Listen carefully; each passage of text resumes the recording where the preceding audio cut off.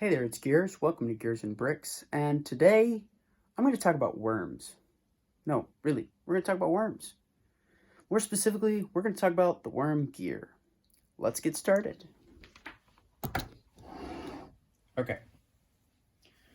So first off, what is a worm gear?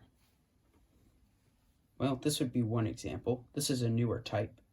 And basically what a worm gear is, it's a screw. It's a single tooth gear wrapped with the tooth wrapped helically around an axis.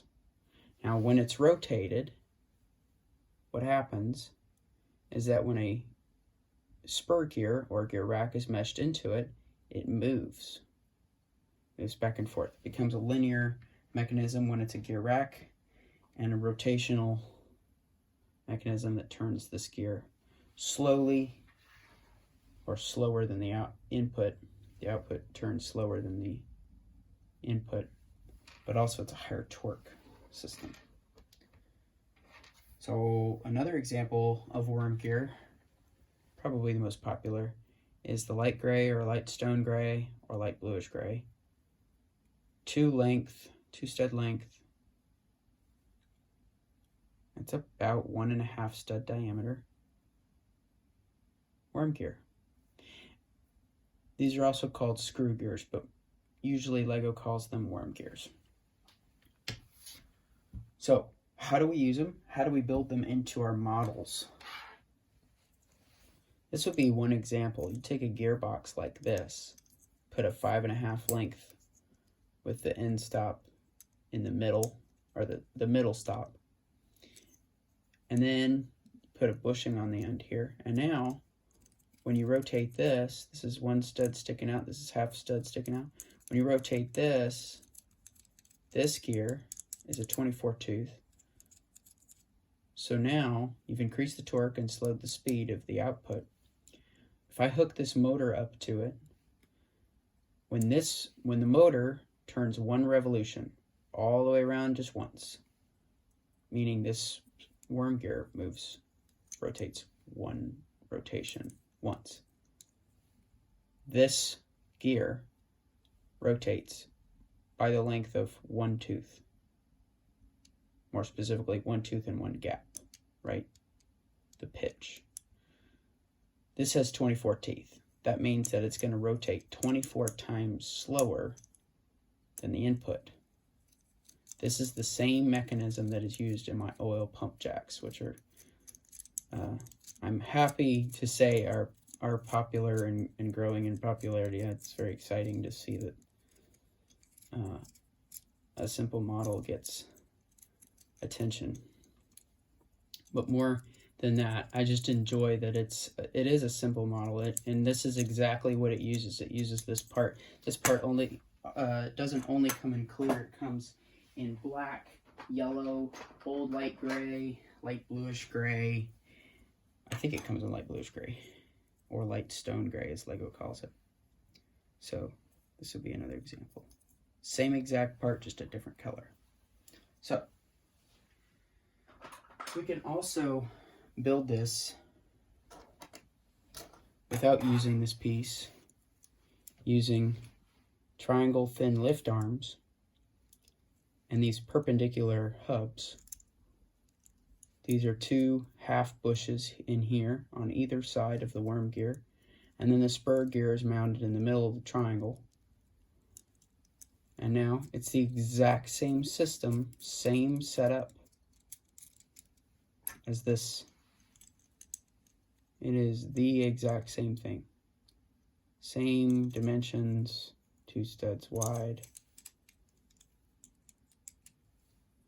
The input and output are in the same locations. It's pretty much the same setup. This is studless, this is studded. It connects to studs or bricks and plates.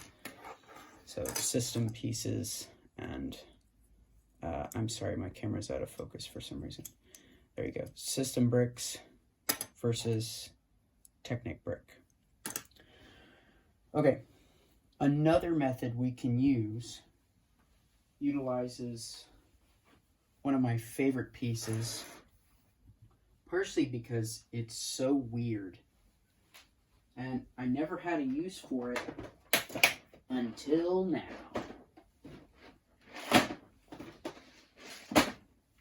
I always put my stuff on the bottom for the video, so I have to go digging for it on camera.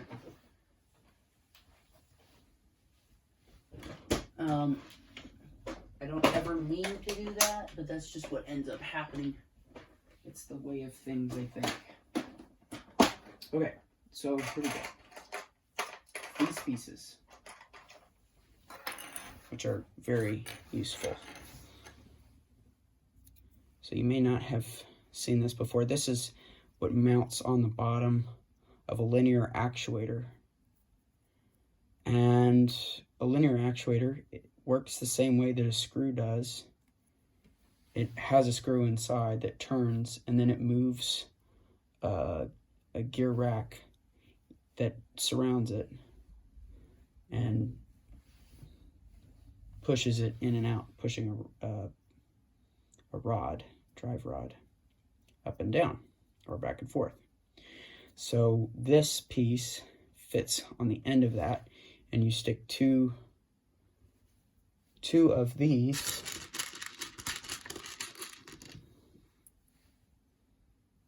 through those two holes on each side, and it would lock it onto the part. Why am I showing you this? Well, actually, this is really cool because the worm gear fits inside with room to turn without catching or grinding, as amazing as that is. In addition to that, once I discovered that, I realized that also, if we do this, let's say we connect these two together using a 4-length within stop axle, and we take a 12-tooth double bevel gear, we put it on the end here, okay? So now when I rotate this gear, the other turns. Now if we take an 8-tooth gear, and this works with any of the almost any of the 8-tooth gears, spur gears, line it up with pinhole here, okay? We put a rod through it. Whoops. There we go. Right. Okay, now when I rotate this double bevel gear, it rotates that 8-tooth. Because it has 8 teeth, it's an 8-to-1 gear ratio. Right. So now what we can do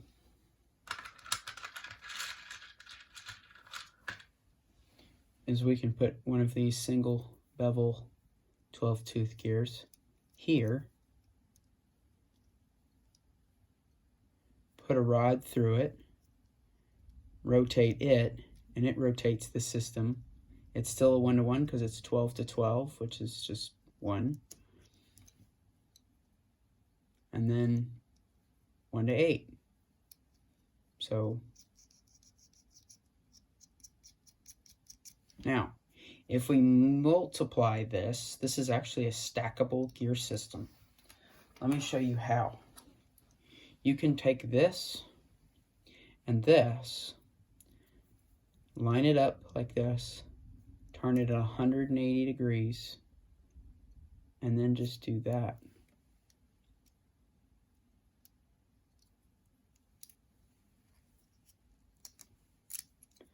Now,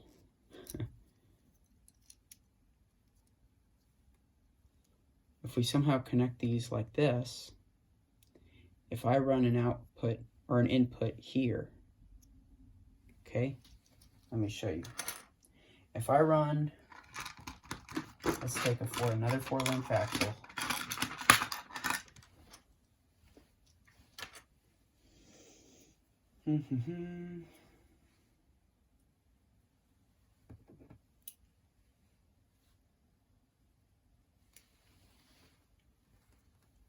Okay, let's take another 4-length axle like this.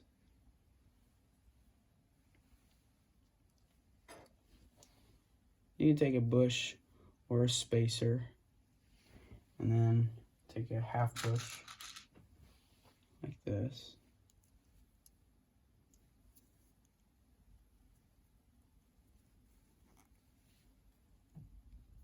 Line it up, push it through. I'm sorry my camera's out of focus. I don't know what's up with that. I really don't. I'm trying to fix it, but it's not working. So we'll just have to deal with it. So we have that, right? Okay. Now we take a double bevel 12-tooth gear and we stick it here. We take another worm gear, we stick it here, and then we drive another 4-length axle through it. So the end stop is on this side.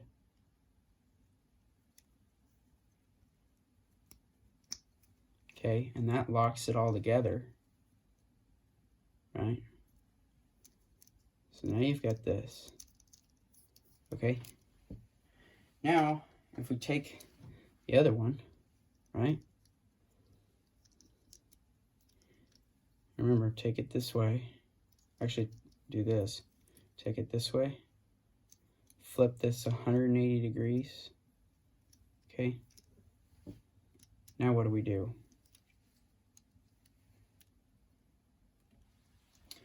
I like to take a 3-length axle, put it through here, and just line it up symmetrically like this. So it doesn't keep it from falling off, but it aligns it so that it locks together. You do the same on the other side. Make it even more balanced, like this. You don't want to stick it in too far. Just enough on each side, right?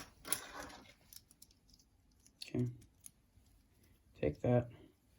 Okay, so now what do? Well, this does nothing because it's not connected to anything. But if we take an 8-tooth gear, which I seem to have run out of, so I'm going to have to dig again.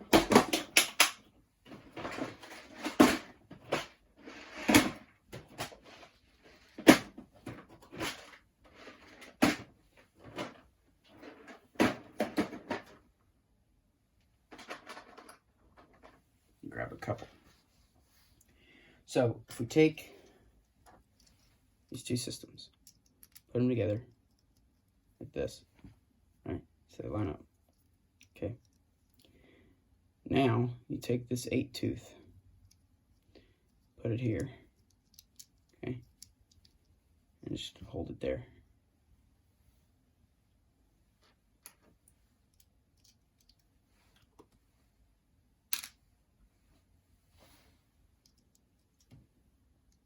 Actually, before we put the 8-tooth on, let's do this. We're going to repeat what we did here for this one, but just with a 5-length. And I don't think I have any more 5 lengths. Oh, I do have a 5-length with an end stop. That always works better for me. Okay. Let me make sure I've got this right. Because last time I built it backwards, which was on camera, which was a little embarrassing, so I'm hoping not to do that again. Okay. So it'll go there. So we're going to do this. We're going to take another 8-tooth that comes from like a ghost spaceship car or something. Something about busting things. I know what it's called. Scoff. Okay. Take another one of those. Take another one of those. There we go. Full bush and a half bush, or a spacer and a half bush. Either works. Okay. Right. Okay, so that's an 8-to-1 gear ratio, right? So now we've got these two pieces. And what we're going to do is we're going to flip this. Wait.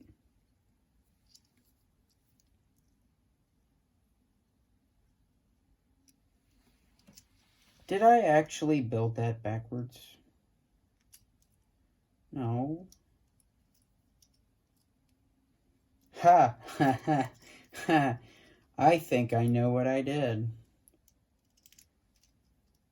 No, I didn't. Okay. Ha! Alright. I just... Never mind. You just take it like this, and you flip that 180 degrees, and you stick it through there, right? But first, you gotta line up this 8-tooth gear. Okay. Please forgive me, it's been a long day. Okay. So,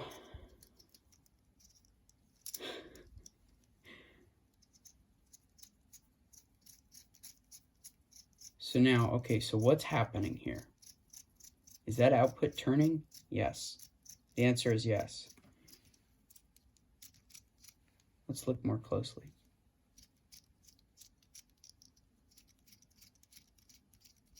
See? It is turning. It's turning 64 times slower than my input. Okay? Turning the 12-tooth bevel gear system here. Just rotates it 90 degrees. Now it's moving this worm gear, which drives this. So driver, follower. Okay. This would actually be an idler. Anyway, this is one long axle here. Turns again 90 degrees. Stacks up here. Okay. So now these are in line with each other.